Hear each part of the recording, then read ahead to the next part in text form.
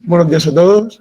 Vamos a comenzar con la sesión de hoy, que bueno, pues entra dentro de todas estas que estamos haciendo, intentando mejorar el funcionamiento de nuestra puerta de urgencias y la formación de los residentes, y también pues de cara a los centros de salud que nos siguen por streaming y a los que saludamos, porque la verdad que siempre tenemos mucho éxito con el online y con la participación de los centros de salud.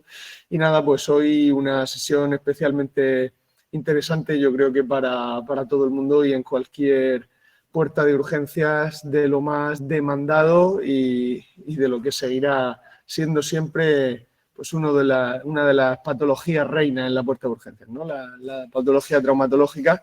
Y por eso pues tenemos aquí a tres grandes fichajes de la traumatología para ayudarnos hoy a aprender un poquito sobre ello. Os dejo con los doctores Domingo Maestre, la doctora Ana Ortega y el doctor Alejandro Castillo, que, tutorizados por el doctor Javier Hernández, han preparado esta sesión, que seguro que este PowerPoint nos va a sacar a más de uno en más de un momento de algún apuro. Adelante y muchas gracias por vuestra participación. Muchas gracias. Hola, buenos días. Bueno, voy a comenzar yo, soy Domingo. En principio vamos a comenzar un poco la patología a nivel del hombro. ¿Cómo se pasa la diapositiva? No funciona con la flecha. Vale, ahora, perfecto. Bueno, pues comenzamos por aquí. En primer lugar, como todos sabemos, es bueno hacer una aproximación siempre diagnóstica a los pacientes. Comenzaremos consultándoles pues, lo que le ha ocurrido, cómo le ha pasado el traumatismo y realizaremos una exploración física básica.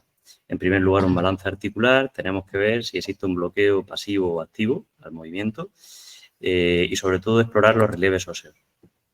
Realizaremos pruebas complementarias siempre con radiografía y, en algunos casos, con ecografía. Aquí observamos las fracturas más frecuentes a nivel del hombro, serían las de clavícula.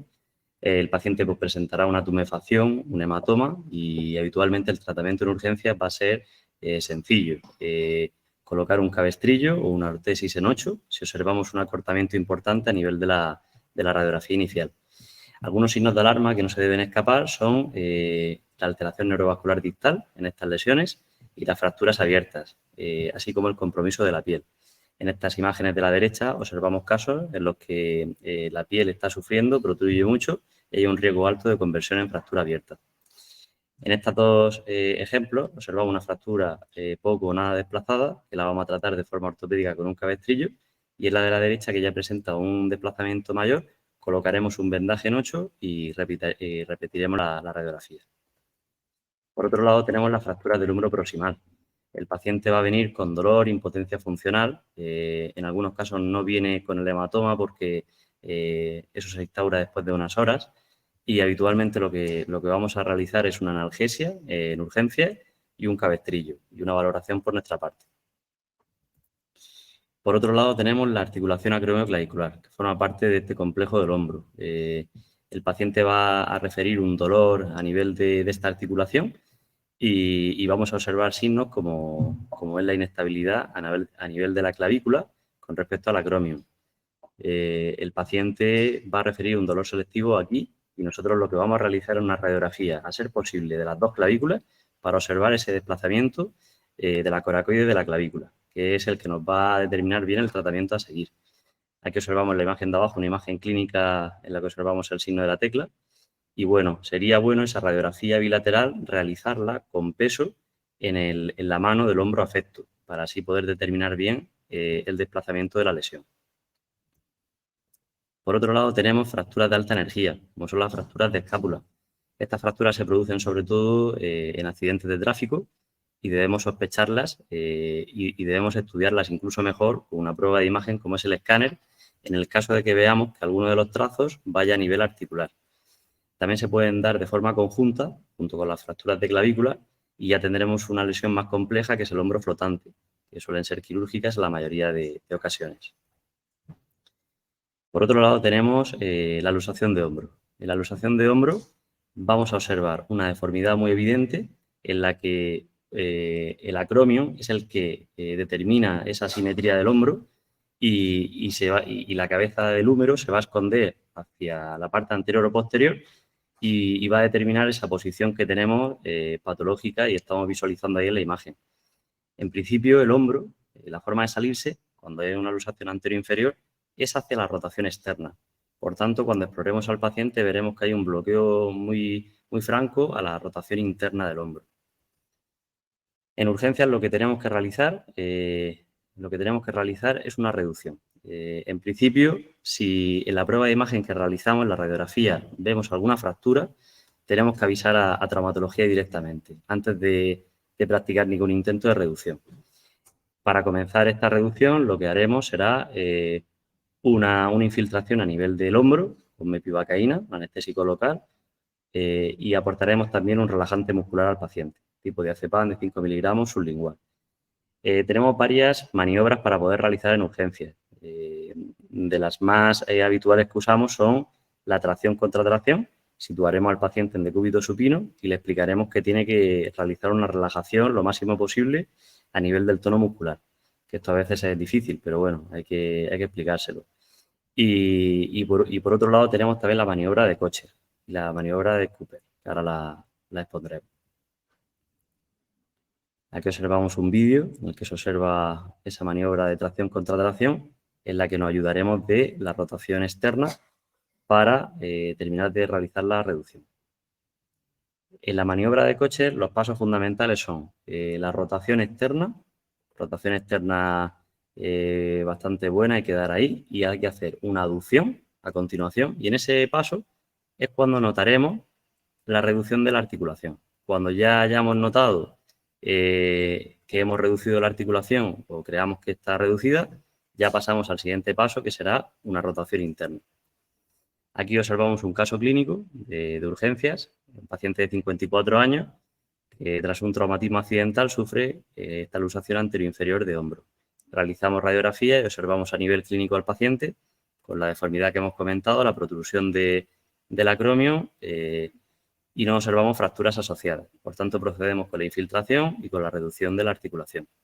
En este caso optamos por la maniobra de Cooper. Esta maniobra consiste en una posición de realizar una flexión, una rotación externa, una tracción hacia el cenit y a continuación, cuando observemos de nuevo que creemos que hemos reducido la articulación, realizaremos la posición de rotación interna. Por otro lado, también tenemos las luxaciones posteriores de hombro, que no causan tanta deformidad como la luxación anterior y tenemos que tenerlas también muy presentes. Son sobre todo pacientes que sufren crisis epilépticas, traumatismos de alta energía, practican deportes agresivos o sufren algún traumatismo eléctrico. Tenemos a nivel de la radiografía el signo de la bombilla. Por esa posición de rotación interna máxima que adquiere el húmero proximal, podemos observar esa posición del húmero proximal que recuerda un signo clásico de bombilla. Por otro lado, si existen dudas, una prueba de imagen buena también es el escáner, para poder diagnosticar e incluso luego realizar el tratamiento oportuno posterior. Y, por supuesto, tenemos que hacer la reducción articular en urgencias. En este caso, la reducción consta de esta maniobra. En principio, tendríamos que hacer una aducción. Aquí observamos una imagen clínica y una imagen con un esqueleto que hemos simplificado aquí una imagen, y observamos que durante la maniobra de aducción y flexión y rotación interna, el hombro ya va queriendo acercarse a su posición nativa y con la rotación externa finalmente se suele conseguir. Todo ello también con un relajante muscular y una infiltración del hombro. Por otro lado, tenemos fracturas del húmero, que también son frecuentes. Observamos una deformidad clara, una movilidad del foco y tenemos que evaluar la exploración neurovascular. A nivel de urgencia es importante alinear e inmovilizar de forma rápida, sobre todo en casos de pacientes demenciados, pacientes añosos, que no se dan cuenta bien y pueden realizar una conversión en una fractura abierta si no realizamos un buen tratamiento analgésico y del paciente a nivel general. Y inmediatamente una inmovilización temprana con una férula, como estamos viendo ahí en la imagen, una férula en U, y también podemos añadir una férula larga para terminar de estabilizar hasta una valoración por nosotros. A nivel de los niños, a nivel infantil, fracturas muy habituales son las fracturas de clavícula y las de húmero proximal, que tampoco podemos pasar por alto. A nivel del codo, las lesiones tendinosas más habituales que se nos presentan en la puerta de urgencia son roturas de la porción larga del bíceps a nivel del codo, el bíceps distal. En principio son pacientes que hacen un esfuerzo muy brusco de flexión y de supinación y refieren un dolor muy agudo y hematoma en la cara anterior del codo. La exploración clínica más importante es el test de Hooke o test del gancho, que consiste en palpar la tensión del bíceps distal realizando una maniobra de flexión y de supinación. Si este test nos indica que es positivo, es decir, que no se palpa el tendón, ya tendremos que realizar una ecografía guiada para confirmar ese diagnóstico. Por otro lado, también tenemos la rotura del tendón del tríceps, que se puede producir con un fragmento óseo que se va a visualizar en la radiografía y también se puede o no tenerlo. Entonces tenemos que explorar y sobre todo el paciente nos va a decir que no puede realizar o tiene una gran debilidad para realizar la extensión del codo en aquellos casos que la rotura sea parcial. Realizaremos esa radiografía y si hay una sospecha clínica alta, una ecografía para confirmarlo. Por otro lado, fracturas del codo que pueden acontecer son las fracturas del écrano, que según el desplazamiento vamos a tratar de forma ortopédica o quirúrgica. En principio, el manejo en urgencias va a ser estabilizarlo con una férula larga, braquiopalmar. La cabeza del radio también sufre fracturas y en estos casos los pacientes nos van a decir que tienen un dolor muy selectivo a nivel de la parte lateral del codo que aumenta con los movimientos de pronosupinación. El paciente va a tener un hematoma a ese nivel y nosotros podemos ayudarle a disminuir ese hematoma realizando una artrocentesis del codo. Un portal muy seguro es este portal que indico aquí abajo en la imagen. Sería un triángulo entre la cabeza del radio, epicóndilo y olecrano. Esa vía es muy segura, no tenemos ninguna estructura neurovascular que lesionar y podemos realizar la extracción de la sangre. Otras fracturas articulares del codo son fracturas del cóndilo, de la coronoides y otras fracturas mucho más complejas en las que realizaremos pronto en urgencia un estudio TAC para evaluar las lesiones. Por otro lado, la luxación de codo. Esta luxación se presenta en pacientes que sufren una caída con apoyo de la mano y una deformidad en valgo severa. En principio, se pueden encontrar asociadas a otras fracturas, entonces tenemos que determinar si estamos ante una luxación pura o ante una luxación compleja. En el caso de una luxación pura, pues voy a explicar aquí la maniobra para poder realizar la reducción en urgencias de forma segura. Observamos un poco al paciente, en la izquierda tenemos la luxación de codo, observamos una deformidad en la que el olecranon protruye mucho porque ese antebrazo se ha luxado hacia posterior y el húmero cae hacia anterior. Y un signo muy clínico también es el hematoma en la parte interna por la lesión del ligamento colateral medial. La maniobra que vamos a realizar va a ser con una mano vamos a intentar traccionar del húmero hacia posterior y traccionar del antebrazo a través de la cabeza, a través del olecranon hacia anterior. En esa imagen de abajo lo que observamos es la exploración posterior bajo escopia que habitualmente realizamos para valorar la estabilidad después de la luxación. Por otro lado, a nivel infantil, pues tenemos de forma muy habitual las fracturas supracondíleas. En el caso de las no desplazadas, nos vamos a fijar en signos como el hematoma posterior y en el caso de las desplazadas o que tengamos duda entre ortopédica o quirúrgica, vamos a ver esa línea humeral anterior. En el caso de que no contacte, será una fractura que habitualmente son quirúrgicas. Y en el caso de aquellas más desplazadas, a nivel de urgencia, tenemos que poner un pulsosímetro, tenemos que valorar la mano por el riesgo de lesión neurovascular y avisar de forma preferente a traumatología.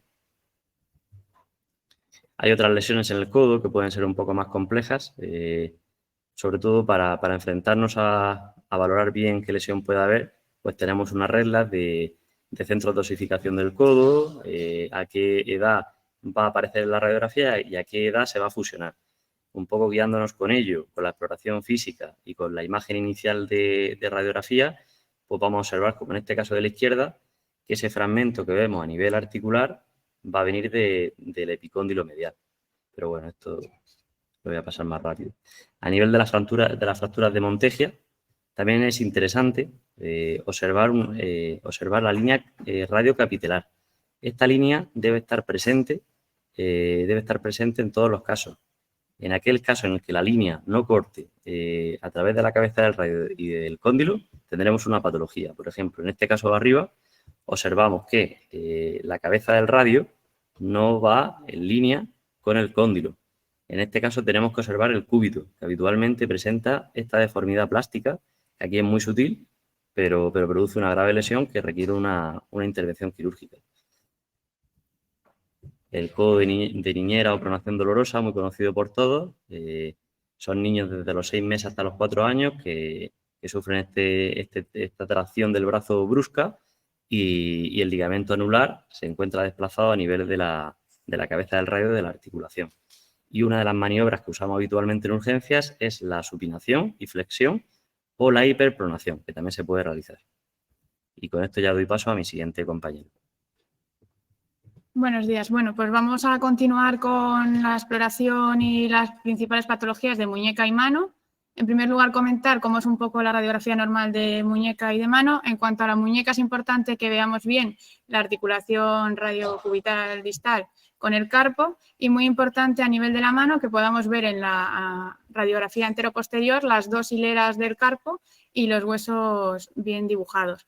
La mano convendría pedir una radiografía oblicua para completar a la anteroposterior. En cuanto a la exploración de muñeca, pues conocer un poquito el balance articular que es el normal, ¿no? Qué grados de flexión y extensión tenemos, en torno a 50-60 de flexión, 30-60 de extensión y que la desviación cubital es mayor que la desviación radial. Y en base a esto vamos a comentar un poquito las principales patologías. En cuanto a la fractura extremodistal del radio, que es la fractura más frecuente, vamos a encontrar diferentes tipos que dejo por aquí comentados. Tenemos la fractura de Coles, que es la más frecuente de todos, en las que el fragmento distal se desplazará a dorsal. Luego hay fracturas como la de Smith, que se va a volar, la de Schoeffer, que solo afecta a la estiloide radial. La fractura de Coles y la fractura extremodistal del radio se van a caracterizar por el dolor, la impotencia funcional y la deformidad que se produce. Es típico en el Coles encontrar esta deformidad en dorso de tenedor. Es muy importante, como en todos los casos, explorar neurovascular distal. Y aquí dejo un poco una muestra, ¿no?, de radiografías pues, de fracturas extraarticulares, que en principio son más benévolas y en función del paciente se podrán tratar de manera conservadora. Y muy importante que nos centremos pues, en aquellas fracturas que tienen un escalón articular o que tienen mayor deformidad, conminución dorsal. Aprovecho esta radiografía del centro para recordar que es muy importante que en todos los pacientes que sufran un traumatismo en el miembro superior se retiren todo tipo de accesorios y avalorios, anillos, pulseras que pueden hacer compresión cuando se inflamen las partes blandas. Esto sería cómo queda una radiografía de una fractura extremodistal del radio una vez reducida y vamos a pasar a comentar un poquito los tips básicos que necesitaríamos para sobrevivir si necesitamos en un comarcal pues reducir un tipo de fractura de este tipo. Lo primero que vamos a hacer es infiltrar el foco de fractura. Para ello es muy importante, cogeremos una jeringuilla de 10 mililitros y la cargaremos con mepivacaína, de los cuales infiltraremos 7 u 8 porque hace mucha presión y si no le molesta al paciente. Muy importante a tener en cuenta que cuando vayamos a infiltrar el foco de fractura del extremo distal del radio, tenemos que angular la aguja 30-40 grados, de manera que sorteemos ese escalón dorsal que va a hacer la deformidad del Coles y podamos entrar en el foco. ¿Cómo sabremos que estamos en el foco? Porque al aspirar saldrá un contenido hemático que sale lentamente y no es rojo intenso. Podemos así diferenciarlo de que hayamos pinchado algún vasito. Es muy importante que confirmemos que estamos en el foco porque si no el efecto analgésico no será el mismo. Dejamos actuar 5 o 10 minutitos y pasamos a la reducción. Para la reducción de la fractura es muy importante que nosotros como médicos estemos cómodos. Para ello vamos a usar unos dediles que no requieren un material específico, podemos hacerlo con con venda de hilo y emplearemos 4, del primero al cuarto dedo. De manera que los ataremos alrededor de nuestra cintura. Es importante elegir bien la altura de la camilla para que nos quede y la tracción la hagamos de manera axial. Y si estamos solos, emplearemos un poste que tienen normalmente las camillas que se encuentran en las urgencias de traumatología. Idealmente, si tenemos un compañero, lo suyo es que nos haga la contra a nivel del codo. De esta manera podremos realizar, como vemos aquí al compañero, una tracción axial y para reducir el Coles haremos la maniobra de Lambot, que consiste en forzar una flexión dorsal para posteriormente forzar la flexión palmar, de manera que consigamos desimpactar y reducir ese fragmento que tiene la fractura. ¿Cómo vamos a poner el yeso una vez que la tengamos reducida? Seguiremos realizando la tracción hasta que el yeso se endurezca. Es muy importante dar una forma adecuada al yeso y muy importante que no dejemos ninguna zona que pueda hacer edema ventana. Para ello llegaremos en el dorso hasta los nudillos, en la zona palmar vamos a llegar hasta las cabezas de los metas, también hay que incluir bien hasta la metacarpofalángica del primer dedo y debemos darle la forma como vemos al compañero, poniendo el talón de nuestra mano en la zona donde se encontraba la deformidad de la fractura. Importante prestar atención al almohadillado. Debemos almohadillar bien todos los relieves óseos, pero no debemos excedernos en el algodón que empleemos justo en el foco de fractura, porque si no se produce una cámara de aire y se nos volverá a desreducir. Os recomendamos que las primeras veces que hagáis reducciones el agua no esté muy caliente para que no fragüe muy rápido el yeso y tengáis un poquito más de tiempo a la hora de realizar vuestro moldeado del yeso. Otra patología muy frecuente en la puerta de urgencias, la fractura de escafoides, ese dolor de muñeca que a lo mejor no vemos bien en la radiografía, nos da mala espina al paciente, pero no vemos nada claro. Importantísimo en este caso hacer una buena exploración clínica. Tenemos las maniobras escafoideas, que se caracteriza por el dolor en tabaquera anatómica, el dolor en el tubérculo del escafoides y la compresión axial de primer y segundo dedos. El segundo dedo es un poquito menos específico porque va a doler en otras patologías, pero cuando se junten estos 4 signos, aunque no veamos nada en la radiografía, conviene inmovilizar 2 semanas con una férula antebraquiopalmar con prolongación al primer dedo y confirmar a las 2 semanas si había fractura o no. Esta es una radiografía en la que sí que vemos una fractura clara del escafoides y este sería el tipo de inmovilización que debemos emplear para las fracturas de escafoides. Otro tipo de patología, fracturas y luxaciones en los dedos. Muy importantes, pueden parecer banales, pero tienen su complejidad clínica. Importante conocer que todos los dedos deben converger al tubérculo del escafoides. Si alguno de los dedos no apunta a ese lugar, debemos sospechar que hay alguna lesión que está produciendo un defecto rotacional. Para la mano, pedir radiografía AP y oblicua, como hemos dicho, cuando sea un dedo aislado podemos pedirla AP y lateral. En cuanto a fracturas de falange distal, típica de aplastamientos, de haberse pillado el dedo con una puerta. Muy importante, se producen fracturas en penacho que trataremos con una sindactilia. Importante el tratamiento de la uña. Si el hematoma está a tensión, puede ser necesario drenarlo y si se ha desinsertado la uña, deberemos ferulizarlo. En cuanto a lesiones del dedo en martillo, es muy importante que no pasen por alto si hay una desinserción del ligamento extensor o incluso una avulsión, porque tiene que hacerse un tratamiento específico, una férula de Stack o algún mecanismo que nos produzca la extensión completa del dedo para que puedan consolidar de manera adecuada. En cuanto a luxaciones de la interfalángica distal, se suelen producir por un mecanismo de hiperextensión, por lo que la luxación es dorsal. Si no se asocia ninguna lesión tendinosa ni fractura, la reduciremos realizando tracción axial y colocaremos una sindactilia. En los casos que ya asocien fractura, que sean irreductibles, evidentemente tendrá que ser valorada por traumatología. En cuanto a fracturas de falange media y proximal, no suelen asociar desplazamiento y con una sindactilia suele ser suficiente. Muy importante incidir en no prolongar las inmovilizaciones, porque son lesiones que se producen muchas rigideces. En cuanto a la luxación de la interfalángica proximal, se suelen asociar a roturas de los colaterales. Siempre en la mano tenemos la ventaja de que podemos comparar con el contralateral y en principio inmovilizaremos con una sindactilia 2-3 semanas. Y las fracturas de los metacarpianos, que son muy frecuentes, en general son conservadoras. Del segundo al cuarto dedo, la mayoría de los casos, en el quinto dedo toleraremos hasta 30-40 grados de angulación, que es la fractura del boxeador y es la más frecuente, y tenemos también una maniobra de reducción que es bastante sencilla, que es la maniobra de jazz, en la cual realizaremos una tracción y luego haremos la flexión del dedo, de manera que desde la interfalángica proximal podamos levantar ese trocito, ese fragmento de la cabeza que se ha desplazado. Esta fractura se inmoviliza con una férula especial, con prolongación al cuarto y quinto dedo, de manera que se hace una sindactilia entre ellos y que debemos colocar en intrínseco plus. Importante que cuando pongamos esta férula forcemos un poquito más de 90 esa flexión del intrínseco plus, porque suele perder algo de flexión al endurecer el yeso. Las fracturas de diáfisis de los metacarpianos en general son estables y es raro que sean quirúrgicas, salvo que tengamos 2 consecutivas o que afecten a la base del quinto metacarpiano, como vemos en esta radiografía. El primer dedo siempre va un poco diferente todo. Las luxaciones interfalángicas y la fractura falange proximal sí que las trataremos igual que en los trifalángicos. No podemos inmovilizar con sindactilia, realizaremos una férula con prolongación al primer dedo. Debemos tener mucho cuidado con las lesiones en la articulación metacarpofalángica, tanto las luxaciones como las lesiones del ligamento colateral cubital, pulgar del esquiador, que detectaremos por un bostezo al realizar esta maniobra en el paciente. De nuevo comparamos con el pulgar contralateral y vemos si se tiene una mayor laxitud que en el lado contralateral. Un poquito de infecciones de la mano, tenerlas en cuenta.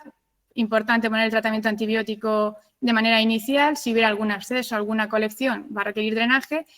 Hay que tener mucho cuidado y descartar siempre que exista una tenosynovitis infecciosa, que sí que sería importante el drenaje quirúrgico precoz. Pasando a comentar un poquito la patología de pie y tobillo.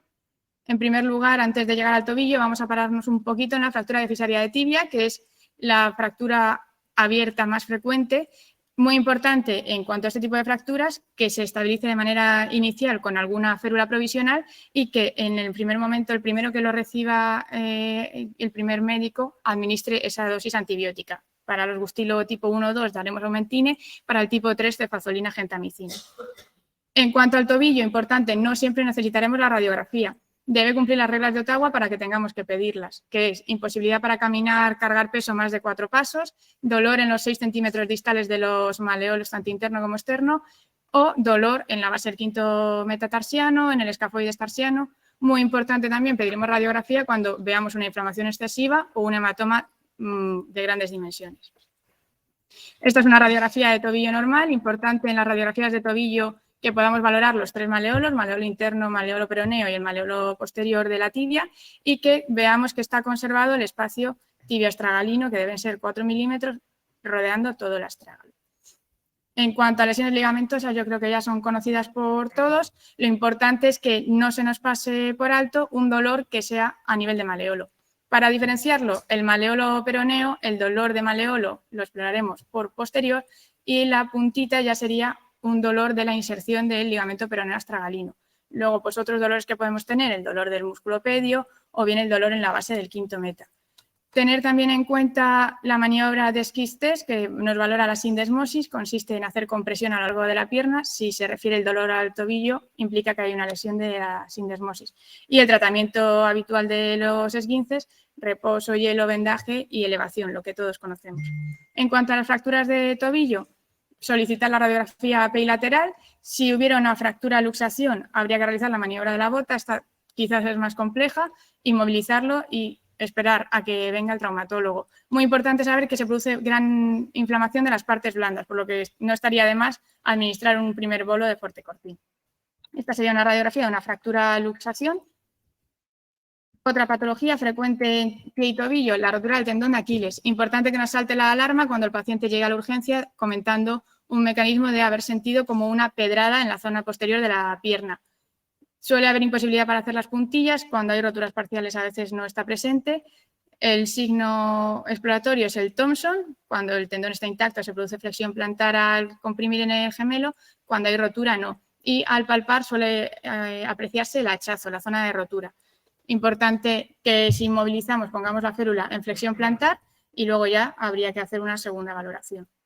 En cuanto al pie, en principio, si hay un dolor que no afecta a ningún relieve óseo, será una contusión y no sería necesario hacer una radiografía. En los dedos puede haber un dolor a nivel de la articulación, que suelen ser las artritis postraumáticas de dedos. Si encontramos alguna fractura, el tratamiento es el mismo, una sindactilia, 2-3 semanas. Muy importante advertir al paciente que el dolor dura entre 6 y 8 semanas con frecuencia y tener en mente el zapato de cuña invertida. Aquellos pacientes que vayan mal y mantengan mucho tiempo el dolor pueden emplearlo.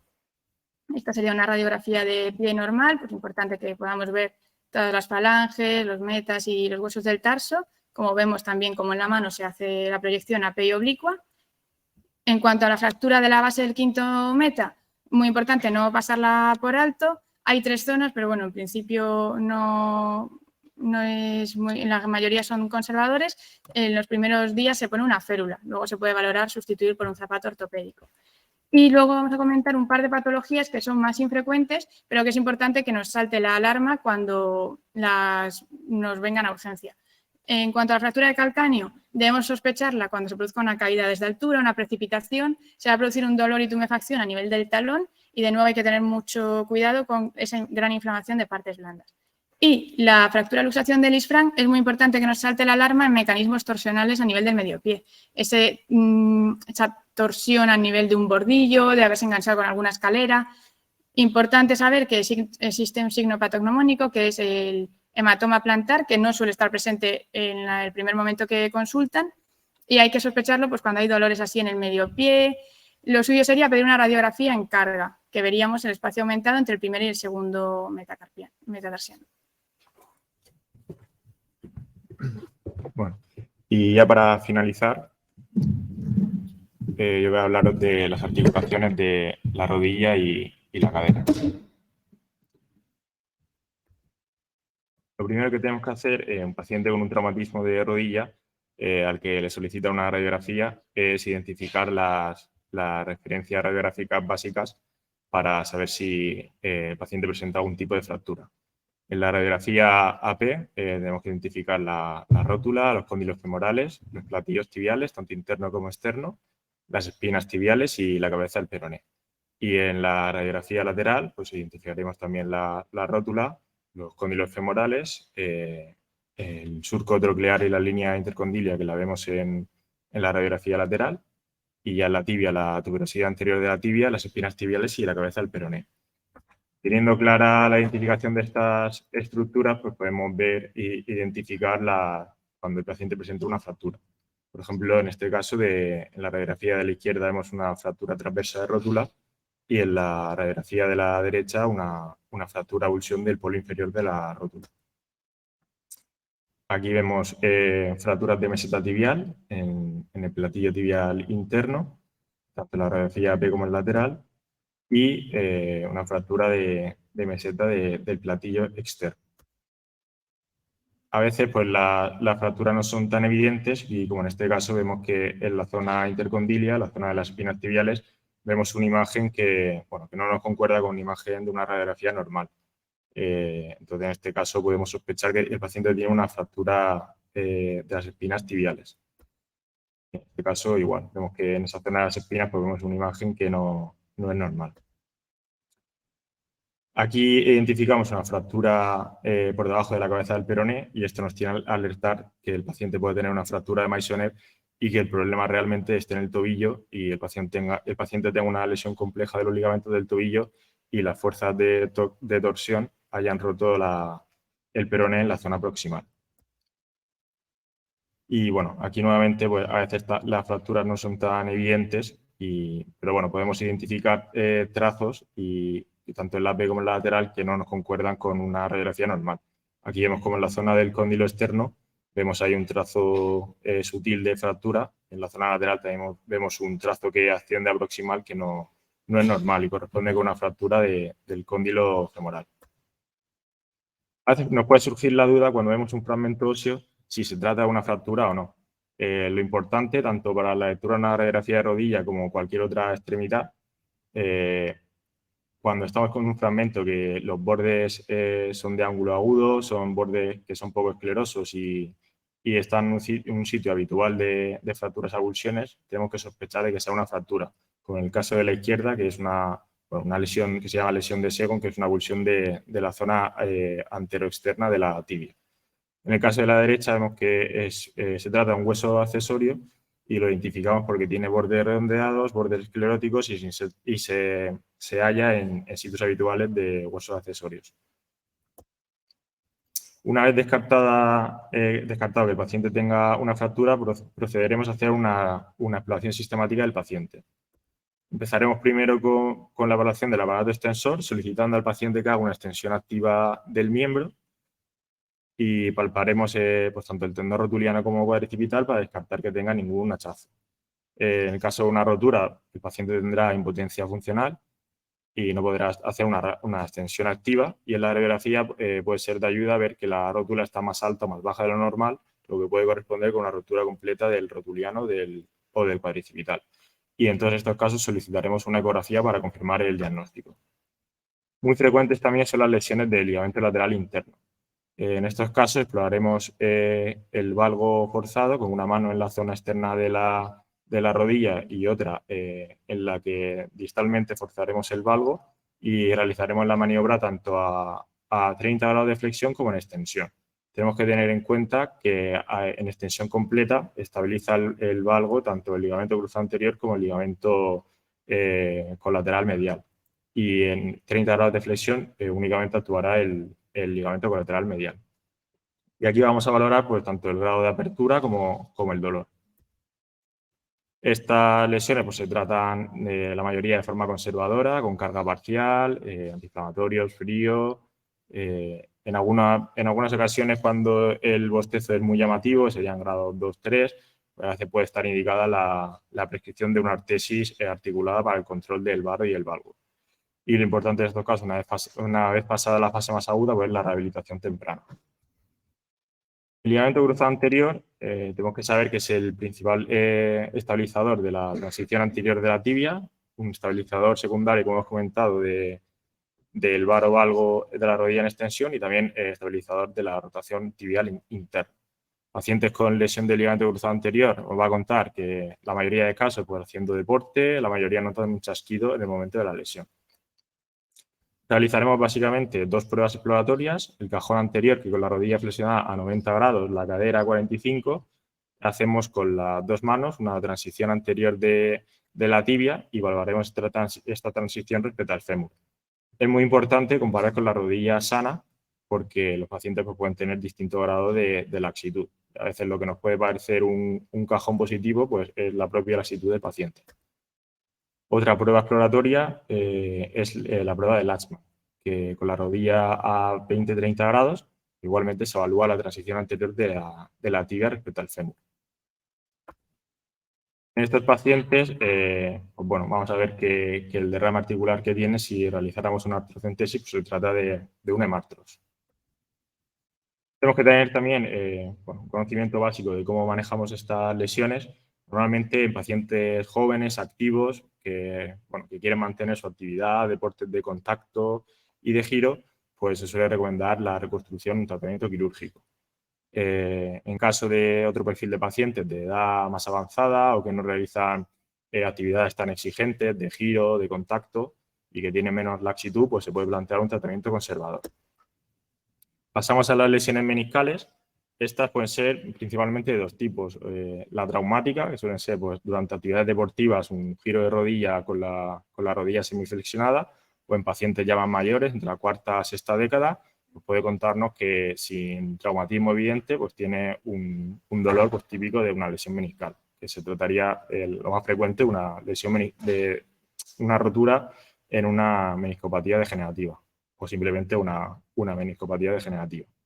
Estas lesiones traumáticas de los meniscos se suelen asociar también a otras lesiones de estructuras ligamentosas. Hasta en un tercio se asocian al ligamento de cruzado anterior y en caso de que se asocie al ligamento de cruzado anterior se lesiona más frecuentemente el menisco externo. Hay distintas pruebas exploratorias de los meniscos. Aquí vamos a aplicar principalmente dos que son las que más utilizamos, que son el McMurray, que con el paciente en decúbito supino con la rodilla flexionada realizamos rotación interna y externa de la tibia. Tenemos que tener claro que cuando hacemos la rotación el talón nos indica el menisco que estamos explorando. Entonces, si realizamos esa rotación y le produce dolor en la zona correspondiente, en la interlínea correspondiente, será una maniobra positiva. El Steinman se realiza a rodilla 90 grados de flexión. El paciente, por ejemplo, lo podemos sentar en la camilla. Igualmente realizaremos esta rotación interna y externa. Y veremos si se reproduce el dolor en la interlínea correspondiente. Y en este caso realizaremos una extensión de la rodilla manteniendo la rotación y vemos que el dolor se desplazaría hacia adelante por el mecanismo, por la dinámica de los meniscos cuando la extensión se va hacia adelante.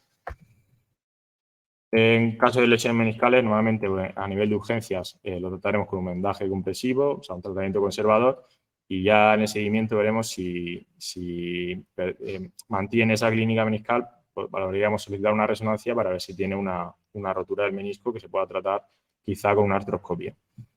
Y lo más importante aquí es que nos tiene que alertar que el paciente tenga un bloqueo de extensión y sospechar una rotura en asa de cubo. En estos casos pues deberíamos infiltrar al paciente con mepivacaína, esperar unos minutos y explorarlo de nuevo para ver si simplemente el bloqueo es por el dolor o realmente es un bloqueo mecánico por una rotura de asa de cubo.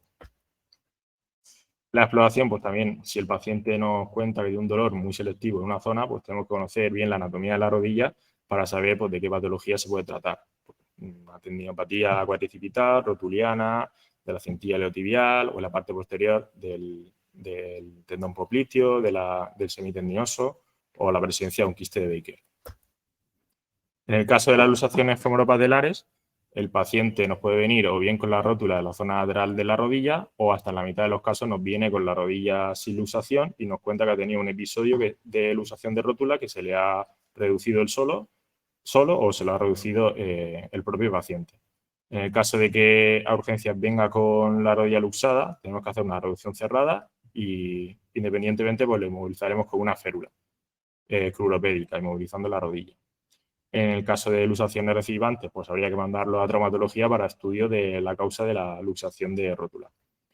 La maniobra consiste, el paciente suele venir con la rodilla flexionada, entonces nosotros haremos desde la zona lateral, haremos una medialización de la rótula al mismo tiempo que tratamos de extender la rodilla. Entonces notaremos que en un momento pues la rótula hará un resalte y se colocará en su sitio. A veces pues, es necesario hacer una artrocentesis y sacar líquido de la rodilla, o bien porque el paciente tiene mucha impotencia funcional y no puede doblar, no puede flexionar la rodilla con más de 80-90 grados, o porque nos interesa explorar al paciente y queremos sacarle el líquido para explorarlo bien. O también pues, casos de artritis sépticas o sospechas de infección o de otras patologías reumáticas. En cualquier caso, si queremos hacer una artrocentesis, tenemos que saber que nosotros, pues, si la pinchamos por lateral, tomamos como referencia el borde lateral de la rótula y nos vamos un par de dedos hacia posterior y hacia proximal, y ahí es donde haremos la artrocentesis con la aguja paralela al suelo. Hablando ya para finalizar de la patología traumática de la cadera, igualmente pues tenemos que conocer las estructuras radiográficas básicas de la cadera, tanto el acetábulo, el borde anterior, posterior, el techo, la zona de la cabeza, el fémur, cuello, el osteocánter, la rama silopubiana, isquiopubiana, las espinas ilíacas anterosuperior, anteroinferior, la pala ilíaca y en la zona posterior la articulación sacroiliaca y las alas sacras. En cuanto a las fracturas de fémur proximal, en función de en qué zona se produce, pues las llamaremos de una forma o de otra. Pueden ser fracturas de la cabeza, fractura subcapital, basicervical, pretrocanteria, intertrocanteria o subtrocanteria en los 5 centímetros distales al trocánter menor. Aquí tenemos ejemplos de fracturas subcapitales y, bueno, a veces pues, son evidentes como en el caso de la izquierda y otros como en el caso de la derecha, que vemos que bueno, la radiografía nos puede generar más dudas, pero el paciente pues, viene con mucha clínica, con la clínica de acostamiento, ortosis interna o que viene con mucha impotencia funcional, tenemos dudas y a veces pues, conviene realizar un TAC para descartar que tenga una fractura. Aquí estamos ante un caso de una fractura pertrocanteria, en este caso una fractura subtrocanteria con un trazo más distal y aquí un paciente con una fractura de rama. En las fracturas de ramas, pues bueno, normalmente nosotros solemos solicitar un hemograma porque son fracturas que sangran mucho y solicitamos un hemograma para el control de la hemoglobina y el hematocrito. Y estas fracturas, por el contrario de las anteriores, suelen tener un tratamiento conservador. Y aquí, bueno, casos de fracturas de acetábulo. Y ya para finalizar, para hablar un poco de las lesiones de partes blandas, en el caso de la bursitis trocanteria o una trocanteritis, el paciente tendrá dolor en la zona lateral, dolor a la palpación, muchas veces era un dolor que se irradia hacia el muslo distalmente y que empeora al subir escaleras y al acostarse sobre el lado afecto. Igualmente, pues tendrá un tratamiento conservador. Y ya, pues, si tienen dolor localizado en otras regiones de la cadera, pues habrá que sospechar de otra afectación, probablemente muchas veces lesiones musculotendinosas, o en la zona de los aductores, con dolor a la palpación en esa zona y dolor a la aducción contra resistencia, o puede ser un dolor en la zona anterior de la cadera, en los 10 centímetros proximales desde la espina ilíaca, que suele ser pues, una lesión del recto anterior o del psoas ilíaco, en función de si a la flexión de la rodilla le duele en esa zona, pues muchas veces es más probable que sea una lesión del recto anterior. Y si el dolor es más en la zona posterior, la zona del pliegue glúteo, pues es probable que se trate de una lesión en el origen de los isquiotibiales. Y aquí, pues igualmente, el tratamiento va a ser un tratamiento conservador en la mayoría de los casos. Y nada, pues nada, esta ha sido la presentación. Espero que os sirva de ayuda cuando tengáis algún paciente en la puerta de urgencias. Y nada, pues, ante cualquier duda, pues aquí siempre estamos disponibles para explicar lo que haga falta y para enseñaros cualquier duda. Muchas gracias.